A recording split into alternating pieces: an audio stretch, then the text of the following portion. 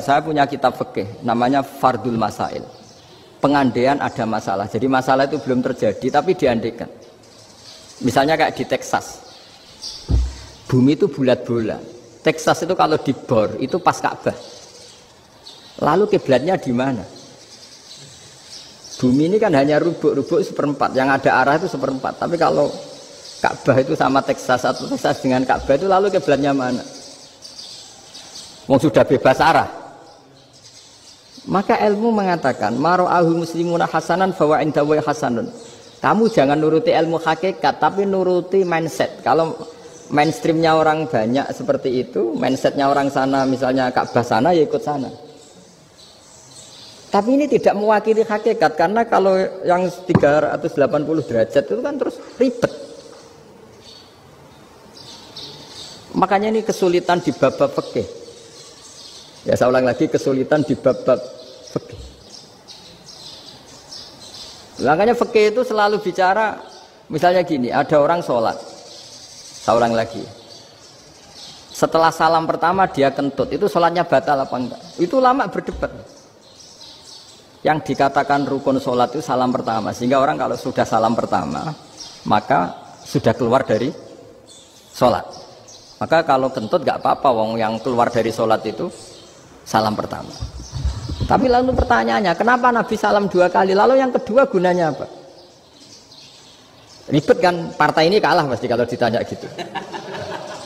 Tapi kalau ditanya dibalik, sholat itu satu ibadah yang dimulai dengan takbir, yang diakhiri dengan salam. Berarti salam pertama itu pengakhir apa nunggu salam kedua? Pertama, di semua ulama bilang salam pertama. Kalau salam pertama sudah pengakhir, berarti pembatalan setelah itu nggak punya efek, nggak punya akibat. Itu kan ribet. Debat fikih itu memang ribet. Fikih itu memang senam otak karena pertanyaannya mirip-mirip seperti itu. Nah, sampean milih mana? Milih salam pertama apa salam kedua? Pasti ulama milih salam pertama. Jadi anehnya fikih itu di situ. Misalnya orang mati, takbir itu berapa kali? 4 kali. Andai kan takbir 5 kali itu batal apa enggak? Satu ulama mengatakan 5 kali itu batal. Karena rukunnya sholat jenazah itu takbir 4 kali. Berhubung ini rukun, kalau nambahi ke 5, berarti menambahkan rukun. Kayak kamu sholat, rukuk 2 kali kan batal. Sujud 3 kali, batal. Karena menambahkan apa? Rukun. Berarti kalau takbir 5 kali, batal. Tapi pertanyaannya, takbir itu adalah wiridan biasa, sehingga kalau ditambahkan nggak punya akibat, batal. Jadi perdebatan ulama itu kadang ya lucu. Kayak kemarin Pak Haris pas pertama ke sini mau ngundang saya, tak ceritain. Dulu sholat jenazah itu pasti mayat di depan. Karena lazimnya sholat jenazah itu mayat di depan. Tapi mulai dulu ulama sudah berpendapat, andai kan jenazahnya di belakang pun tetap sah. Fa'innal janazah laisat bi imamin. Karena jenazah itu tidak imam. Kenapa harus di depan? Oh, tidak imam kok harus di depan. Itu mulai dulu. Sehingga ketika Arab Saudi pernah mengalami tragedi, ada orang yang dibungkus kayak mayit, ternyata senjata. Setelah di dekat Ka'bah dipakai. Dulu tragedi tahun berapa itu? Pokoknya pernah ada tragedi itu. Semenjak itu Arab Saudi kalau ada orang mati tetap di kamar mayit, terus ada sholat jenazah. Padahal mayitnya di belakang yang jamaah. Jadi meskipun kita tidak akan bikin ajaran baru jenazah di belakang, ya tidak keren, kasihan kan. Tetap biasanya di depan ya di depan. Tapi meskipun jenazah ini di depan, kita tetap berpendapat andai kan di belakang tetap sah, tapi nggak usah dipraktekkan. Nah, pentingnya ilmu ini begini. Saya misalnya di Rembang, boleh nggak nyolati ghaib jenazah yang di Surabaya? Boleh kan? Padahal yang kita solati di belakang. Jadi ilmu itu penting. Cocok tidak cocok, nama ilmu itu penting. Terus ada gini lagi pertanyaan di fikih. Memang saya sengaja akan ngaji fikih. Kalau ngaji intelektualitas orang Muhammadiyah juara lah. Tapi ini ngaji fikih. Ada orang sarongnya itu pas sampai lutut. Kalau berdiri lututnya tertutup. Tapi nanti kalau ruko agak jengking lututnya terbuka. Itu batalnya nunggu ruko apa mulai takbir sudah batal? Padahal pasti nanti batal kalau ruko ini. Itu ada ulama yang mengatakan, ya batalnya nunggu ruko. Bagaimanapun terjadinya pembatalan waktu ruko. Ada ulama mengatakan yang enggak mulai awal sudah tidak sah itu, karena pasti ngalami batal. Nah, pertanyaan-pertanyaan seperti itu penting karena lalu Allah menilai apa? Ya nilai niatnya. Misalnya gini, kalau contoh itu mungkin Anda tidak tertarik, tapi contoh begini. Kita mau operasi jam 10 siang. Kita tahu kalau nanti 10 siang akan divonis medis harus makan karena mau berobat. Malamnya itu kalau kamu orang soleh, bayangkan kamu orang soleh. Kalau tidak orang soleh kan tidak punya komitmen. Kamu milih niat puasa, apa enggak jam 10 mesti mokak menisan raposo. Kamu orang soleh. Kalau kamu orang soleh pasti milih puasa karena ini Ramadan. Meskipun nanti jam 10 pasti disuruh batal sama dokter. Setidaknya kita berpikir gini, nak mati jam itu paling enggak ditulis saya sebagai orang yang puasa. Jadi perasaannya orang soleh itu beda. Kalau orang kok sampean barang menisan raposo kok ya mesti. Sampean tidak pernah berpikir bahwa puasa mulai fajar sampai jam 10 itu luar biasa. Bisa saja kita mati jam 7, bisa saja mati jam 6. Kan ditulis Allah sebagai orang yang berkomitmen terhadap puasa. Terus ada kemungkinan kecil, adalah jam 10 itu dokternya sakit atau nggak jadi ke sana. Berarti kamu kan nggak jadi boga. Kan ya mungkin juga. Sama yang tadi. Delalah sebelum ruko ono wong sing nyarongi sampean. Sehingga sholatnya normal. Kamu tidak menemukan pakaian yang pas, jebule pas setelah ruko, mau ruko, ono wong wah sholatnya kira bener disarongi. Itu agama. Jadi agama itu dimulai dari mana coba? Dimulai dari niat, dari komitmen. Nah, sekarang kelirunya kenapa ada garis keras? Agama itu dimulai dari keinginan ideal. Yaitu yang mulai itu ada orang-orang garis keras. Agama ini enggak, agama ini dimulai dari niat. Sampai ada kaidah agama la yudraku kulluh la yutraku kulluh. Kalau tidak bisa ideal jangan ditinggalkan sama sekali. Tapi orang enggak, sekarang bayangkan Islam itu ideal. Pemimpinnya ya soleh, masyarakatnya soleh, enggak ada maksiat, enggak ada apa. Dan apa ilmu? Kalau secara ilmu mulai dulu ya ada orang dolim, ada orang soleh. Nabi kurang baiknya. Di angkatan itu ya ada orang munafik. Sehingga ulama itu sudah berpendapat ideal itu piye. Zaman Nabi saja ada orang apa? Munafik. Itu ilmu. Kalau nuruti kelangenan inginnya dunia ya steril, nggak ada maksiat, nggak ada. Dan agama itu diciptakan Allah itu memang unik. Calon Nabi misalnya, Nabi Musa itu sing rumah Fir'aun. Ketika Nabi Muhammad lahir sing ribet manitia ini Abu Lahab. Orang dosen UMF. Coba. Karena Allah ingin memaklumatkan ke kita bahwa agama ini akan hidup di kondisi apapun. Asia, istrinya Fir'aun itu termasuk mukminah yang dipuji Quran. Padahal dia bukan istrinya pengurus NU atau pengurus Muhammadiyah, istrinya Fir'aun. Tapi itu pelajaran bagi kita bahwa orang-orang baik itu tidak harus di lingkungan yang baik. Masjid paling makmur itu kadang di dunia mungkin ya jangan bakas Mekah Madinah itu karuan. Mungkin di antara masjid yang makmur justru yang di Kanada, di Amerika mungkin. Karena merasa minoritas itu perpustakaannya ada, kajiannya ada. Tapi banyak masjid di daerah pesantren yang malah sepi. Karena kiainya tahu jamaah di masjid itu wajib. Lalu itu ada daerah pesantren, saya ulang lagi ada daerah pesantren. Didikon pengajian, monggo nekani pengajian, maca selawat ning omahe ganjaran padha wae. Ribet kan? Mau dibantah itu benar, mau dibiarin ngerusak tatanan. Jadi saya mohon sekali ya, jadi ilmu itu diperbandingkan supaya perbedaan-perbedaan itu biasa. Dulu Imam Malik itu punya murid namanya Imam Syafi'i. Itu dalam banyak hal. Itu perbedaannya tajam sekali. Ya saya ulang lagi, dalam banyak hal itu perbedaannya tajam sekali. Misalnya begini. Ini terakhir percontohan saya fikih, nanti dikaji sendiri. Ada seorang A'rabi, Ja'a A'rabiyun. Ini di hadis sahih diulang-ulang di semua Al-Kutubus Sittah ada peristiwa ini. Ja'a A'rabiyun ila Rasulillah sallallahu alaihi wasallam faqala ya Rasulullah ahlaktu. Qala wa ma ahlakaka? Qala wa qatu imraati fi nahari Ramadan. Ya Rasulullah, saya ini orang yang rusak. Kenapa? Saya ini hubungan intim sama istri saya ketika masih siang Ramadan. Singkat cerita orang ini dihukum berat sama Nabi. Hukumannya adalah karena dia membatalkan puasa ketika dengan hubungan intim. Sama Nabi dihukum, kamu harus merdekakan budak. Wah, tidak mampu ya Rasulullah, saya tidak punya budak. Jadi ini bukti bahwa agama ini sangat sosial, sehingga sebagian kafaroh harus memerdekakan budak. Kamu kalau gitu puasa 2 bulan. Yang baru puasa 2 hari aja kecelakaan, malah disuruh puasa 2 bulan. Ya sudah, kamu ngasih makan 60 orang miskin. Saya ini orang paling miskin. Kok ini jadi sudah miskin, agak hiper lah orang itu. Poso-poso kok gitu. Itu kata ulama, kalau orang Jawa gak mungkin. Makanannya tempe mendoan, gak mungkin itu. Di Jawa itu gak mungkin lah. Ada orang batal puasa karena hubungan intim. Ada istrinya gak cantik, cerewet, sang lanang mangane mendoan. Itu tidak mungkin, kecelakaan itu tidak mungkin.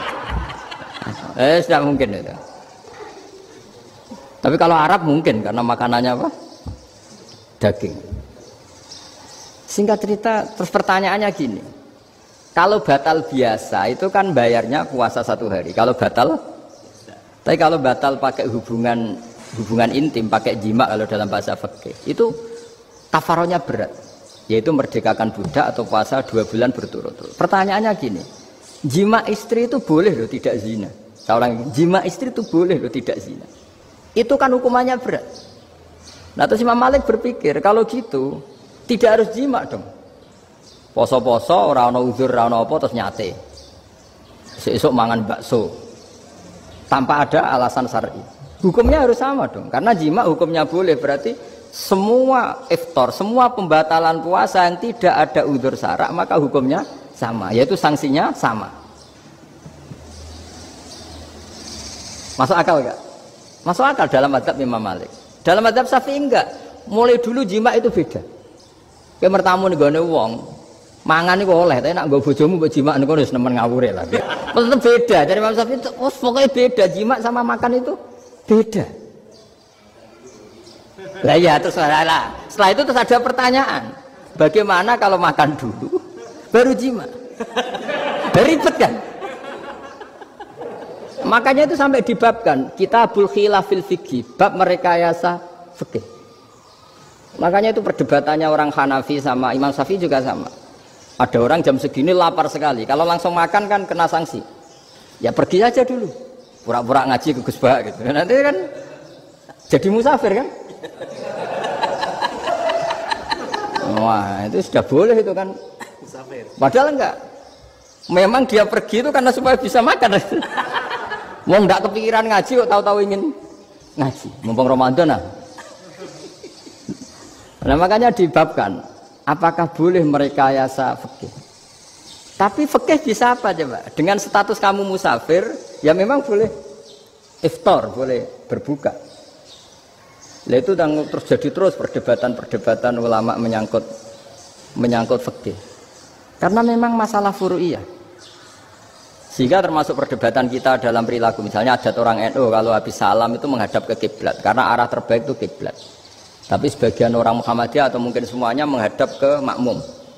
Itu memang teks hadisnya itu kita yang meneliti hadis itu semua syarah itu berdebat. Nabi memuji kiblat itu arah terbaik, oke. Tapi di bab itu Nabi itu aqbala alaina, menghadap ke kita. Lalu pertanyaannya, kenapa menghadap ke kita? Ada mengatakan karena Nabi memang punya tradisi kadang ngendikan.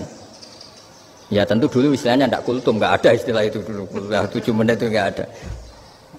Tapi ada ulama yang analisis begini, termasuk kitab Fathul Bari. Nabi itu tokoh sentral, taruh lagi Nabi itu tokoh sentral. Ini kata kitab Fathul Bari, bukan kata saya. Nah orang-orang yang imamu qaumi, orang-orang yang jadi imam di daerah masing-masing, tetap kalau sholat itu ikut Nabi. Ikut Nabi setelah salam langsung pulang. Jadi sebetulnya salam langsung pulang itu ya ada sejarahnya karena dia mau jadi imam di daerahnya. Nah, tidak kebayang kalau Nabi itu madhep kiblat. Kalau Nabi madhep kiblat, orang yang masbuk yang barusan datang pasti langsung usolli misalnya fardhu isya'i misalnya. Terus makmum Nabi, padahal Nabi sholatnya sudah selesai. Jadi intinya gini kata Fathul Bari. Imam setelah salam itu harus bikin gerakan atau omongan atau apa saja yang menunjukkan kalau sholatnya selesai. Di antara gerakan itu adalah beliau harus menghadap ke hadirin atau menghadap ke utara atau apa saja, yang penting menunjukkan kalau sholat ini sudah selesai. Itu fikih. Jadi fikih itu cara menganalisis itu memang unik. Karena kalau Nabi tetap seperti itu, posisi pancet seperti itu, maka orang yang baru datang mengira Nabi masih sholat. Nah, pertanyaannya kalau mereka sudah takbir, malah sholatnya tidak sah. Kenapa tidak sah?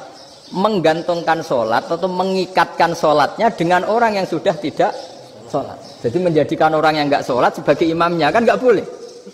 Maka Nabi harus memaklumatkan dengan gerakan itu bahwa beliau sudah tidak sholat. Karena orang datang dari berbagai daerah. Jadi nganalisis fikih, fiqhul hadis namanya. Itu ulama itu mau tidak mau debat. Karena pertanyaannya itu kenapa? Ya memang mau apa? Karena yang namanya sosial itu yahtamilu muhtamilatin, ada sekian kemungkinan. Makanya dalam madzhab istimbat itu, ketika Nabi sedekah pakai tamer, pakai kurma, itu ulama mesti ngitungnya tuh kut. Kut itu makanan pokok. Sehingga Imam Syafi'i mengatakan kalau di Indonesia pakai beras misalnya, karena kutil balad Indonesia itu beras. Oke, Imam Syafi'i mainstream. Tapi ketika era Yusuf Qaradawi di Al-Azhar di Mesir sana, ulama-ulama mulai usil. Sama si ingat Mbah Mun sering gejlokan, lah iya petani gabah, petani padi wis melarat wajib zakat. Petani cengkeh, kakao, suga-suga wajib zakat hanya karena yang ditanam tidak kut, tidak makanan pokok. Jadi mulai ada ulama mulai gerah lah, kalau bahasa politiknya mulai gerah. Yang petani miskin gara-gara yang ditanam padi wajib zakat. Yang orang-orang di sana misalnya di Sulawesi karena tanamannya kakao atau cengkeh tidak wajib zakat karena bentuknya tidak kut, tidak makanan pokok. Geger kan di Al-Azhar geger. Akhirnya hampir semua ulama berpendapat ya sudah sekarang ketika Nabi menzakati kut, makanan pokok, itu jangan dihitung sebagai makanan pokok. Wa mimma akhrajna lakum minal ard. Apa saja, ma itu apa saja. Makanya kata Yusuf Qaradawi, ma itu apa saja. Makanya semua tanaman yang menghasilkan uang itu wajib zakat. Nah, masalahnya kitab-kitab Syafi'iyah itu sudah mamlu'ah, sudah penuh dengan penjelasan misalnya fala zakata fil khadrawat. Maka enggak perlu zakat untuk kayak kangkung, semangka dan sebagainya. Nah, lalu kiai-kiai angkatan modern kayak Mbah Mun itu sering dapat masukan. Saya pernah dengar sendiri, Yai, saya ini punya sawah 1 hektar, tak tanamin padi, itu nggak pernah kaya saya. Sekarang tak tanamin kangkung malah saya kaya, karena tiap 3 hari panen tak kirim ke Jakarta. Itu orang Indramayu yang tanya. Jadi gak tanam padi gak pernah kaya, tanam kangkung kaya. Nah, karena dia orang soleh, kalau zakat boten. Mau diwajibkan zakat tidak makanan pokok, mau tidak wajib dia kaya. Semenjak itu perubahan di Indonesia ikut. Akhirnya ada zakat, pokoknya asal tanaman yang 1 nisab ya wajib zakat. Masih ada debat lagi. Ketika nanam ingin dipanen, itu dia petani apa pedagang? Karena nanti perdebatannya ikutnya zakat zuruk, zakat tanaman apa zakat pedagang. Kalau sampean nggak pernah debat berarti sebenarnya Anda tidak dosen Islam ini. Berusaha tidak pernah diskusi fikih apa Islam. Karena saya berkali-kali punya tamu itu begini, Gus saya ini pedagang melon. Tapi dia penanam melon. Jadi pedagang yang agak ingin badi banyak itu caranya gini Pak Rektor. Saya misalnya pedagang melon, daripada saya kulak di pasar atau dari petani sudah mahal, nyewa tanah sekian hektar terus ditanami melon. Setelah berhasil ini dia zakatnya tanaman apa zakat pedagang? Karena dia nanam itu mentalnya sudah pedagang. Padahal nanti zakatnya beda kan? Yang 1 2,5%, yang 1 rubul usur sama nisul usur sama usur, 1/10 sama 1/20. Kalau zakatnya zuruk kan 1/10 atau 1/20. Yang 1 rubul usur, kira-kira 2,5. Saya ulang lagi ya. Jadi di era modern itu kita jadi bingung, pedagang tapi gayanya petani, petani tapi hakikatnya Jadi gampangannya gini ya, kalau saya pedagang beras, kok saya kaya raya, itu mendingan nyewa sekian hektar untuk ditanamin beras, padi ya, daripada tengkulak, daripada beli. Akhirnya perdebatannya, ini zakatnya pakai apa? Misalnya tebu, misalnya, petani tebu. Oh jelas kalau jual nanam tebu itu ingin dijual. Masa apa tiga es tebu berhektar-hektar? Lah kira-kira kalau menurut jenengan ini zakatnya zakat apa? Tijarah apa zakat tanaman? Mentalnya tijarah, mentalnya pedagang. Nah ini saya hanya mau cerita. Khilaf kadang-kadang orang angen-angen. Khilaf itu nggak mungkin enggak.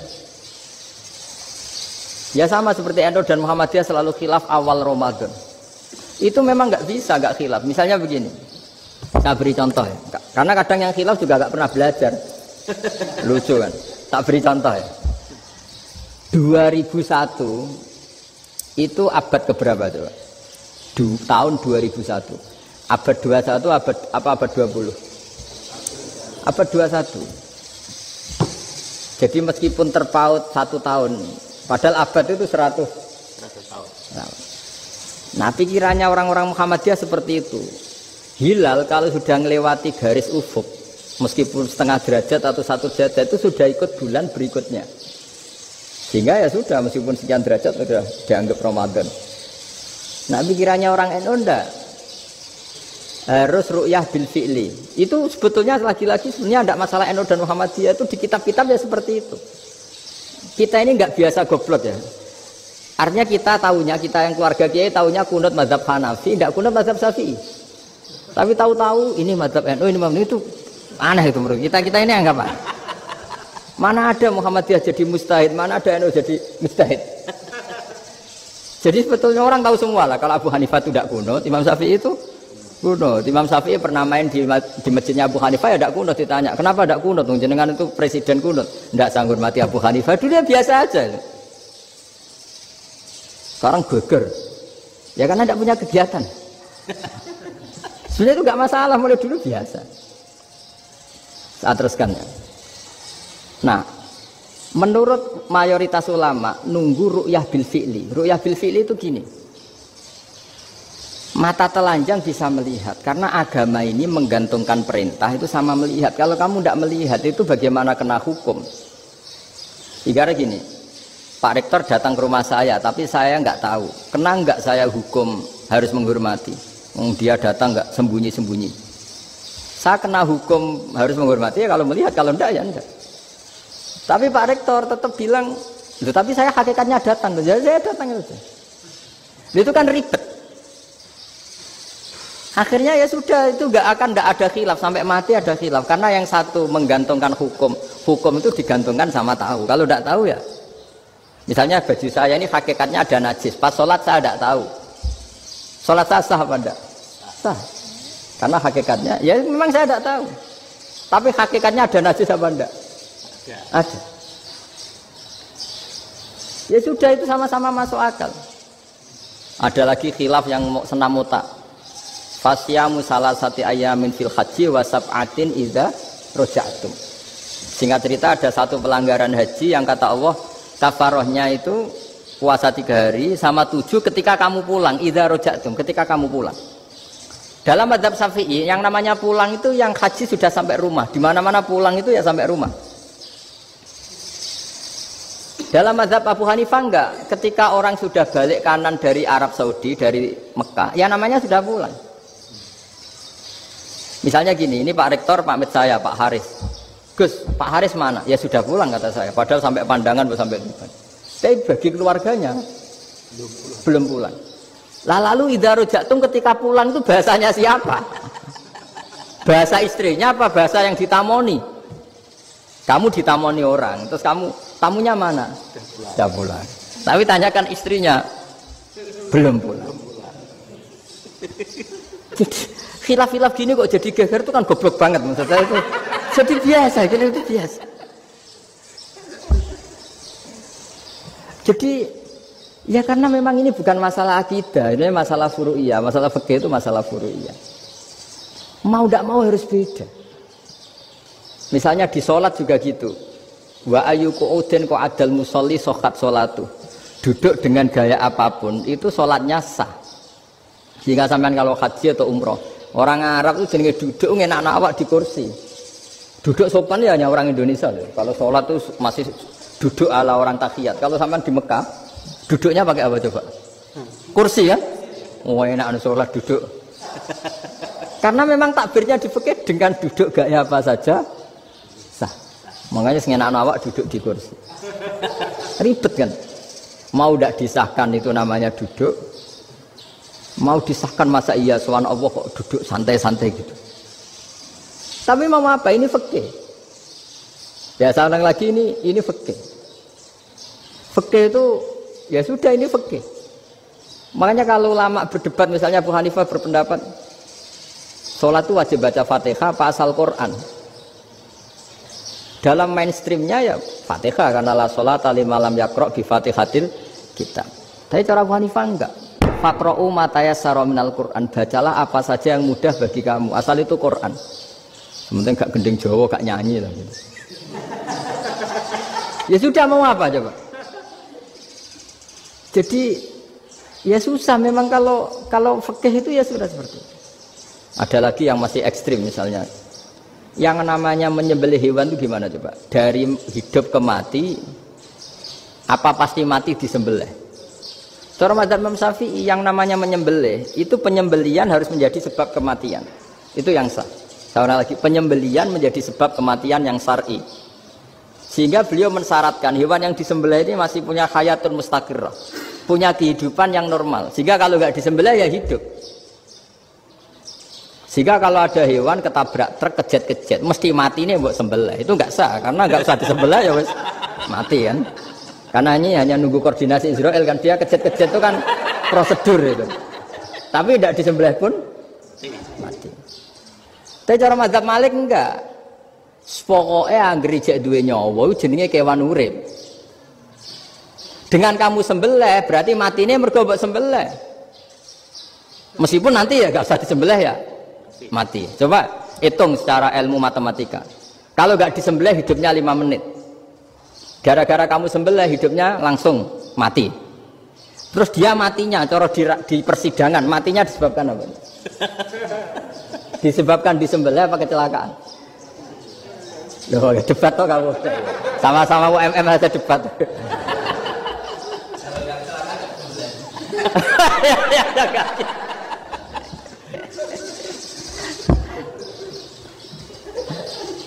Lalu saya pernah ngalami nyata itu, saya jalan-jalan sama anak saya pakai motor, sampai di jalan raya gitu ada ayam jago ketabrak mobil, kejet-kejet.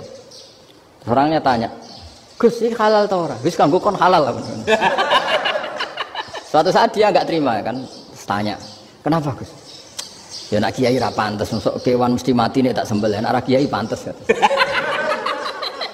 Karena aku tahu kamu tuh gak kiai, mesti motifnya itu mergo jago, jajal cilik gak tak kokno. Andekan ayam itu bayi kan gak ditanyakan, kejet-kejet mati rak lah, wong cilik wae. Tapi masalahnya ini kan jago, eman itu. Tapi secara fikih pertanyaannya tadi, hewan yang sudah tidak punya hayatun mustaqirrah, dia hanya punya al hayat al ittiroriyah, dia punya harokah ittiroriyah, dia mati kejet-kejet memang prosedur mati harus seperti itu. Mbok kecelakaan kayak apa, kalau mati kan kejet-kejet dulu.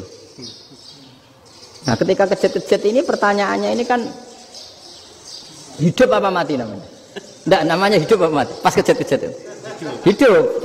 Cara Imam Malik itu hidup. Ya sudah kalau hidup disembelih ya halal. Karena misalnya nanti kalau nggak disembelih matinya kan 2 menit lagi. Gara-gara disembelih mati sekarang. Tetap penyebab kematian itu nyembelih. Penyembelian ini sebab kematian. Tapi kalau Imam Syafi'i enggak, cara berpikir wes nemen, paling roh besok kaget langsung mati. Kalau gitu berarti kamu nyembelih barang mati. Jadi fikih itu kadang unik. Makanya ketika ngitung fikih itu unik ya. Orang keluar mani wajib apa? Mandi kan. Terus Imam Syafi'i ditanya, kenapa kalau orang lahir kelahiran juga harus mandi? Namanya nifas. Fa innal walada waliyun munakidun. Ya, anak ya mani yang menggumpal. Bedanya apa anak dengan mani itu? Jadi fikih itu kadang lucu, di rumah-rumah tenan juga lucu. Keluar mani wajib mandi. Berarti kalau keluar anak Ya wajib mandi karena hakikatnya anak adalah mani yang mengkristal. Sudah jadi dosen macam-macam itu kan hakikatnya mani. Itu fikih. Nah terus ditanya, kenapa kalau lahir langsung mati tidak wajib disolati? Ya jawabannya Mas Syafi'i lucu. Di mana-mana sholat tuh nyolati mayit. Yang namanya mayit itu pernah hidup terus mati. Kalau itu ndak mayit ya sudah. Jadi kadang, nah iya kan disebut sholat mayit. Yang namanya mayit itu apa? Pernah hidup. Pernah hidup. Nah ini kan ndak pernah hidup. Maka ya sudah seperti itu. Jadi nggak khilaf itu ndak mungkin.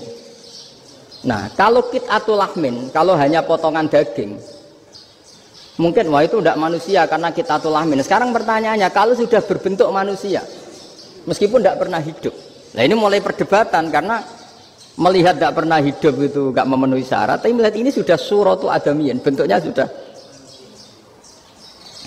Nah kira-kira gitu perdebatan fikih. Makanya dulu awal mula zaman sahabat itu sudah debat. Masyhur kan Nabi ada kontingen ke Bani Quraidah. Ya kalau kira-kira saya minta Pak Rektor kamu jangan kalau ke Malang jangan sholat asar kecuali sampai Tuban. Sebelum Tuban ternyata matahari mau tenggelam. Terus Pak Rektor milih, wah sudah sholat di Bulu. Padahal belum Tuban. Padahal saya bilang jangan sholat asar kecuali di Tuban. Yang Pak Haris enggak, tetap sholat di Tuban meskipun matahari sudah tenggelam. Karena Nabi menyebut Tuban. Singkat cerita, zaman itu kan Bani Quraidah. La tusolliyanal asra illa fi Bani Quraidah. Kalian semua jangan sholat asar kecuali sampai Bani Quraidah. Ternyata di tengah perjalanan matahari sudah mau tenggelam, kira-kira kurang 2 menit atau 3 menit. Sahabat-sahabat, sudahlah kita sholat asar di sini. Kalau sampai sana pasti sudah tenggelam, separuh sholat. Yang separuh enggak, kata Nabi harus di Bani Quraidah. Ya sudah nunggu di Bani Quraidah meskipun matahari sudah tenggelam. Sehingga kita dua kelompok ini matur, ya Rasulullah kita ngalami ini perdebatan gini-gini. Di semua riwayat, di hadis-hadis sahih disebut falam yu'annif wahidan minhuma. Nabi tidak menyalahkan salah satunya atau enggak menyalahkan dua-duanya. Itu bahasa Indonesia juga ribet, yang benar gimana itu? Enggak menyalahkan salah satunya, apa enggak menyalahkan dua-duanya? Gimana bahasa benarnya? Salah satunya. Salah satunya itu dua-duanya? Ya. Enggak, kalau bahasa Indonesia tidak menyalahkan Kedua-duanya. Kedua-duanya apa salah satunya yang benar? Kedua-duanya. Kedua-duanya. Bahasa Indonesia itu ya kadang ruwet ya. Orang pinter kayak Pak Habibie itu namanya ya orang luar biasa. Nanti sekolahnya orang-orang idiot itu ya sekolahan luar biasa. Orang pinter banget bahasa Indonesianya ya luar biasa. Kalau sekolah untuk orang-orang yang idiot juga luar biasa. Jadi kalau dipuji luar biasa itu gak jelas ini luar biasa ya. Gak jelas kadang bahasa kita ini kadang ya gak jelas. Nah itu gak menyalahkan dua-duanya apa salah satunya? Keduanya, tidak menyalahkan kedua-duanya. Misalnya dibahasakan nggak menyalahkan salah satunya, benar apa salah? Benar, benar kalau ya sudah benar semua. Jadi itu bukti bahwa ijtihad itu boleh. Saya ulang lagi, bukti bahwa ijtihad itu boleh. Padahal ini jelas yang satu harus sholat asar, padahal matahari sudah tenggelam. Makanya diantara fikih unik itu begini. Saya ulang lagi fikih unik. Saya menyaksikan betul ketika ada orang tanya Mbah Mun saya ini Kopassus. Kadang latihan itu sampai waktu zuhur habis. Saya harus bagaimana? Jawabnya Mbah Mun itu unik. Sementing ngojo ngosor sholat. Engkau yojo niat jamak. Atok kodok katanya. Singkat cerita terus orang ini diskusi sama saya. Karena ini ya alim pernah mondok. Kenapa qashar tidak boleh? Karena qashar itu ekstrim, merubah bentuk sholat dari 4 menjadi 2. Maka alasannya harus jelas. Harus jelas itu orang yang latihan di Kopassus itu kan dia sudah berasrama di situ. Berarti dia sudah tidak musafir karena asramanya di situ, sudah mukim. Kalau dia qashar itu merubah bentuk sholat dari 4 menjadi 2. Merubah itu ekstrim. Tapi kalau dia qadha itu hanya mengakhirkan sholat dari waktunya. Kira-kira kalau kamu jadi malaikat, ekstrim mana? Merubah sama menunda? Ekstrim merubah kan? Karena 4 menjadi 2. Terus ojo jamak takdim, tapi jamak takhir. Itu juga penting. Bagi pengkaji fikih itu penting. Kalau jamak takhir itu salah-salah sidik ora pati popo. Kenapa? Kan mirip duhur kodok. Kalau jamak takhir kan, tapi kalau jamak takdim asar kok di waktu duhur. Ekstrim mana? Perubahan takhir sama takdim itu ekstrim mana? Ekstrim takdim karena melakukan sesuatu belum waktunya. Belum waktunya. Jadi itu memang, ya memang tadi kajian-kajian fikih itu memang unik. Karena bagi ahlinya, saya ulang lagi, tapi ini saya ulang lagi bagi ahlinya. Makanya ketika Nabi menjamak sholat ketika nusuk, ketika haji itu kata Imam Syafi'i lis safar. Karena Nabi pergi jauh karena rumahnya Madinah.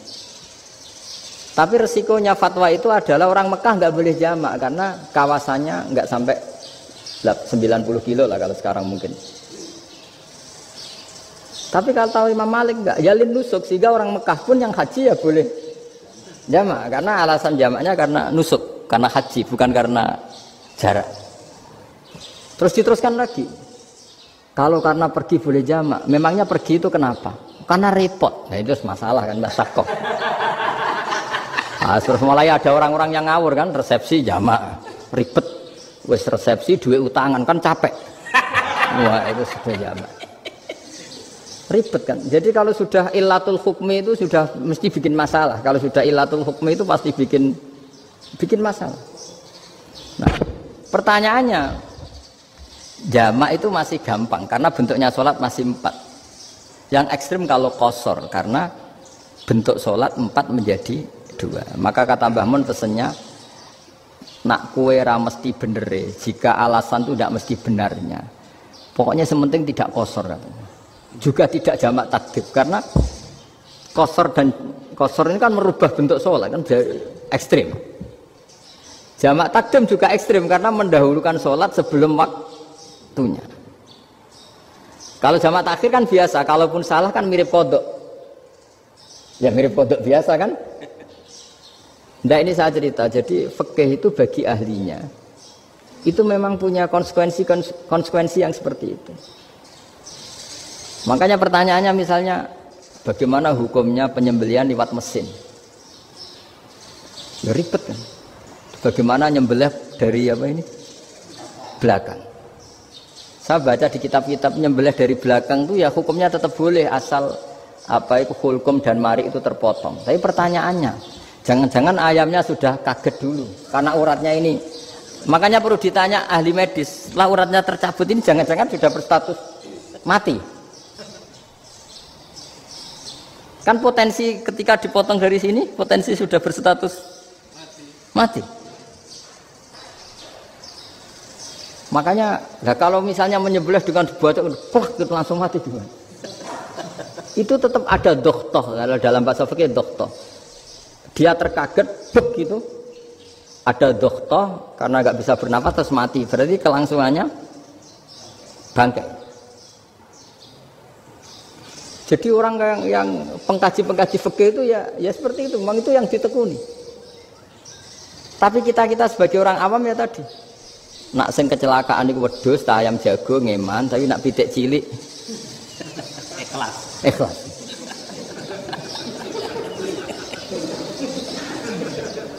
Makanya ada pertanyaan orang-orang, saya pernah ditanya itu ya bingung kan, Gus, kalau ada orang mati oplosan misalnya, jenengan datang sholat enggak? Ya datang sholat kan, dia orang mukmin, saya tetap sholat. Kenapa? Ya kan matinya oplosan.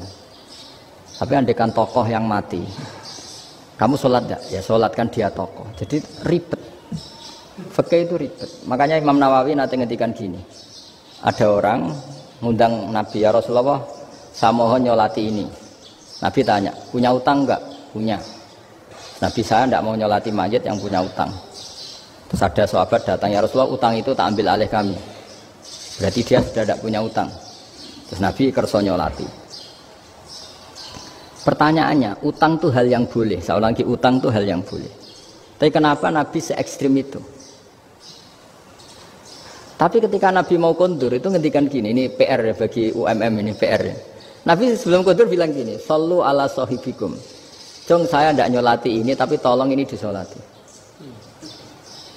Terus kata Imam Nawawi, dianalogikan atau dikiaskan siapapun pelaku dosa besar atau mati dalam keadaan tidak benar, misalnya pas dugem mati, pas oplosan mati, itu sebaiknya tokoh-tokoh itu enggak nyolati karena nanti dianggap penghormatan. Misalnya ketua PP Muhammadiyah rektor nyolati wong mati oplosan kan keren. Mati oplosan disolati rektor. Ya sudah, tapi kalau nggak disolati nanti ada tradisi yang keliru, yaitu janazatul muslim tidak ngalami disolati. Padahal siapapun yang muslim, janazahnya harus disolati. Makanya setengah-tengah ya rasa rektor lah, bu satpam, pokoknya tetap ada yang sholat gitu. Itu kata Imam Nawawi. Jadi ketika ada orang mati nggak benar, itu sebaiknya tokoh-tokohnya nggak ikut nyolati, tapi awamun nas, orang kebanyakan ikut sholat.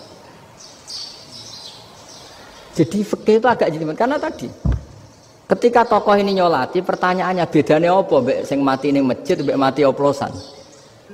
Karena sama-sama semua orang nyolati kan tidak ada sanksi sosial itu. Tapi ketika nggak disolatkan sama sekali, wah lebih parah lagi. Ini ada janazatul muslim tidak disolati.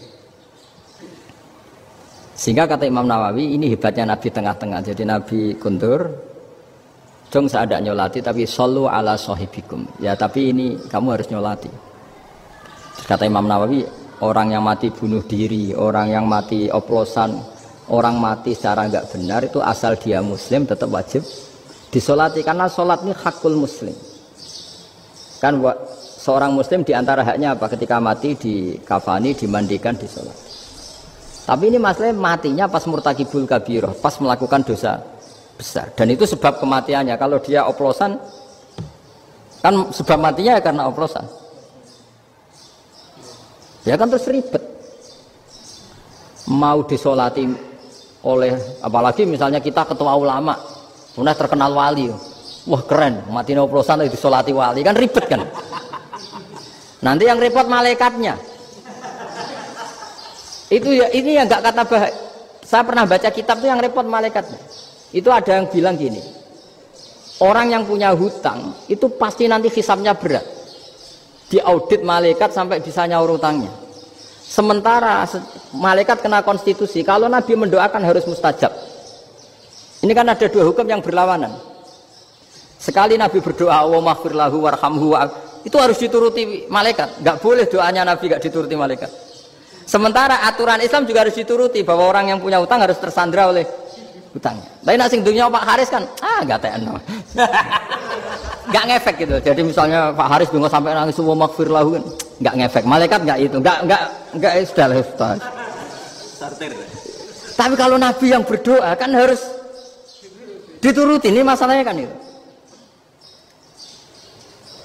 Nah kalau diturutin berarti hutangnya harus bebas. Padahal secara aturan harus tersandra karena punya hutang.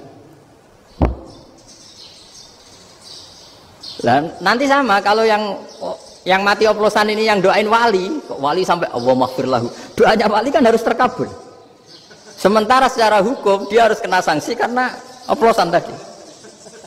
Daripada ngerepotno malaikat, sudahlah wali-wali ini tidak usah ikut nyolatin. Yang nyolati ya orang-orang nggak jelas ini, sehingga kan malaikat kan santai aja kalau mau nyiksa. Loh tapi kan sudah didoain, nggak ngefek. Doanya orang-orang nggak penting. Itu ada tuh di sarah Muslim itu. Di sarah Muslim di bab ketika Nabi ngintikan babu qauli Rasulullah sallallahu alaihi wasallam sallu ala sahibikum. Jadi belajar fikih itu asik. Karena tadi harus dipelajari. Kalau enggak ilmu ini hilang. Terus nanti takutnya lagi ilmu fikih itu direduksi sosial. Terus misalnya gini, pepe wong cilik wae kiai-kiai ra gelem nyolati. Orang melihatnya ini karena yang oplosan wong cilik om larat ra disolati. Jajal bupati ya disolati, mergo amplope gede-gede kan terus ruwet kalau dianalisis gitu kan ruwet. Makanya kenapa saya harus ngomong fikih supaya semuanya itu nggak didudukkan urusan sosial itu. Nah kalau semuanya didudukkan sosial kan sentimennya sentimen sosial, ribet. Padahal yang sering mati oplosan itu kan ngomong cilik gitu loh, karena tadi kalau wong sugih kan pakai whisky yang mahal yang insya Allah tidak mati kan gitu. Nah, yang mati kan ya mergo Pertos macam-macam itu kan. Artinya ini kalau nggak diterangkan secara fikih, kiai-kiai yang nggak datang dikira masalah sosial kan. PP salam tempel era gede terus nggak datang kan terus jadi ribet. Ya makanya ini apa lewat pengajian ini supaya sampean lebih tahu ya bahwa khazanah Islam ini kata beberapa ulama ka'fatal linnas, maknanya semuanya, sehingga Allah akan mentakdirkan kajian Islam akan ada di seluruh dunia. Jadi kenapa IAIN marak di Indonesia, UMM, Universitas NU banyak, karena agama ini ka'fatal linnas, tidak miliknya orang Arab tapi milik semua. Orang alimnya juga gitu. Ketika ada liga alim seluruh dunia, itu orang Indonesia, orang Afrika, ya selalu ada orang alim yang kelas dunia. Seperti dulu ada Imam Bukhari, itu as-sakhul kutub ba'da kitabillah. Kitab terbaik setelah Quran itu Bukhari. Padahal dikarang oleh orang Uzbek. Kata siapa? Islam As-Sofyan, ada orang Arab ngakui kalau kitab paling sahih itu Bukhari. Mekah Madinah pun ngakui kalau kitab paling sahih Bukhari. Padahal pengarangnya ada orang Arab. Orang mana? Uzbek. Imam Ghazali yang diakui seluruh dunia itu Atos itu ikut Persia. Juga bukan orang Arab. Sibawah ini orang Persia. Nah ini yang belum ada orang Malang ini, tinggal PR ini. Ya, nyusul ya. Ya, saya kira demikian. Assalamualaikum warahmatullahi wabarakatuh. Subhanallah, alhamdulillah kita sudah simak bersama-sama penjelasan fikih dari Gus Baha. Alangkah baiknya kita tonton videonya awal sampai akhir agar kita paham apa yang disampaikan beliau. Tanggapi dengan bijak, selalu berpikir positif. Kita belajar tentang beragama yang lebih baik lagi. Bila mana ada salah kata, kami segenap admin mohon maaf yang sebesar-besarnya. Dan saya akhiri, sampai bertemu di video berikutnya. Semoga bermanfaat. Kita dipertemuan kembali, kita ngaji bareng golek ilmu. Ojo lali, mojo sholawat. Assalamualaikum warahmatullahi wabarakatuh.